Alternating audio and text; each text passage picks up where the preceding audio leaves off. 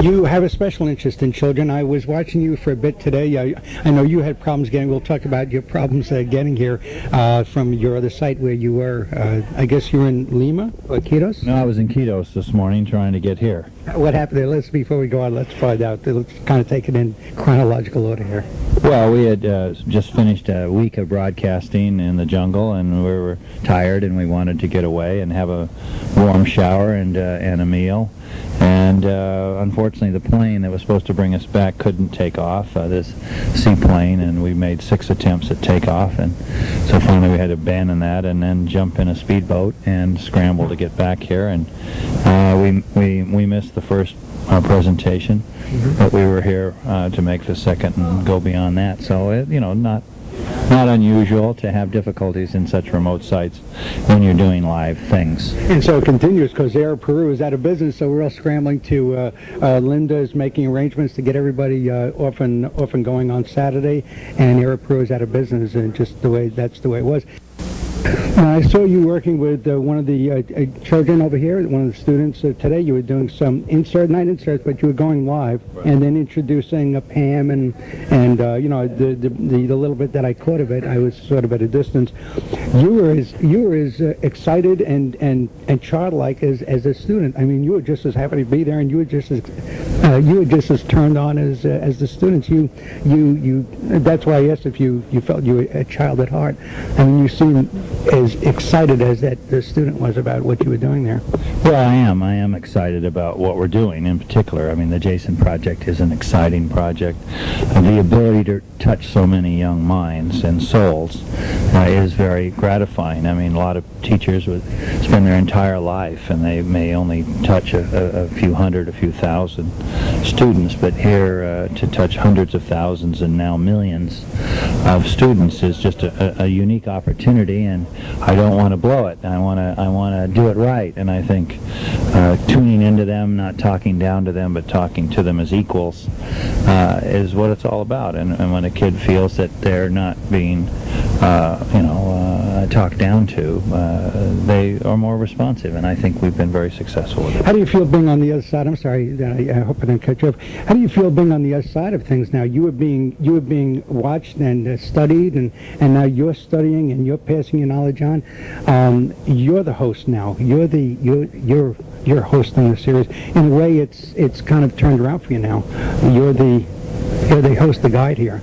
Well, I think, I'm reach a stage in your career where it's preparing the next generation. I think certainly I've had a wonderful career, and I've been able to have a wonderful career because people took time to help me all along the way. There were key teachers, my parents, key individuals that made my life a success. And so I feel a sense of obligation to do that for others as well. And I believe also this is going to connect to Titanic again. How did you get into this? What Jason and the Argonauts, and I know Jason was one of the submarines that used Jason and Alvin. What was your driving force? How did you wind up creating Jason? Well, it was the response to the Titanic discovery that so many young kids wrote and said, I really want to do what you do. And so what do I have to do? Well, the answer is go to college and study physics for 13 years. And so I think we saw in their interest in the Titanic an opportunity to interest them in science and technology. And so that's why Jason came into being, and it's proven to be extremely successful. Well, I know you've got Florida coming up next year, the Keys, Key Largo, and you're going to be you'll be in Houston at NASA. What's in the future? What are your plans for the future? Look about 5 years down the road. What's on your wish list for the next 5 years for Jason? Well, we've in our 10th year now, and we'll probably cycle back to some of the places that have proven extremely successful. Our program from the Yellowstone and Hawaii were very successful on presenting plate tectonics and giving kids an opportunity to understand volcanoes and the role they play. Certainly we go underwater on a regular basis, and certainly coming back to the rainforest. This is our second trip now, so we've been coming back here about every 5 years. So fundamentally we'll go to interesting places that excite young people and give us an opportunity to cover a lot of different fields of science. So pretty much what we've been doing, but obviously the technology will make it better. Has this been a perfect Jason for you, this one? I mean, does it get better all the time, or are there always the glitches? How's this one going? We were up in the canopies today. We walked the canopies. How is this stacking up? I mean, are you completely happy with this? Did this go well for you so far? Oh yeah, we've had a great expedition. This has been extremely challenging, which is what it's supposed to be. We've brought the best out of everybody. You come into an adverse environment that's pretty hostile, as a jungle is, and then try to do what we try to do is very challenging, and I'm very proud to see how everyone has risen to it. The students, the teachers, the technicians, everybody, and I'd say it's been a great Jason.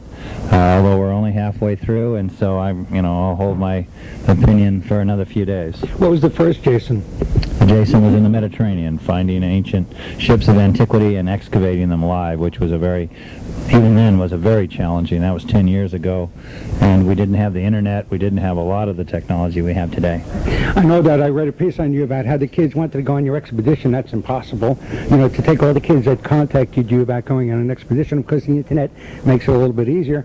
But basically, when I was in touch with Woods Hole, you were with Woods Hole during the Titanic years, I contacted them and they said, no, you were at Mystic. You had moved on to Mystic.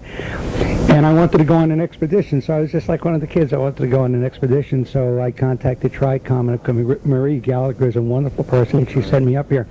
I heard a rumor in the dining room or the mess hall. You recently got your PhD. Oh no, I've had I think so. PhD over 25 years. That's how rumors go, huh? Yeah, that's a good one. No, I've had it a quarter of a century.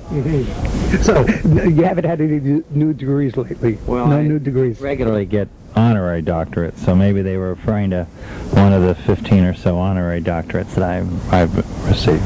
I'm thinking to myself, this is a man that went back to school to get his PhD in his 40s. I thought it was a little odd. No. And you're in your 40s now? I'm 56. Boy, this thing must blow your face. Okay, we've talked about the future, we've talked about the past, and we've talked about your childhood, I guess. What do you think the ultimate Jason? Will you be passing this on, or eventually? I think, yeah. I mean, my ultimate goal is that a young lady take over my job. I think it's very important that the young women know that this game they can play, as well as minorities. What's really gratifying about the Jason Project is that of the 700,000 students in the program, the majority of them are young women. We also have the same demographics as the population of the country. So the only group that's disproportionately high is the Asian Americans, which they always have excelled in science and technology. These children, and 2 more minutes and we're out of here. I know you have to make a couple of calls. These children, are they at an upper echelon of students, or is it more of a cross-section, disadvantaged? And do you look for a cross-section, or are you just looking for the cream of the crop?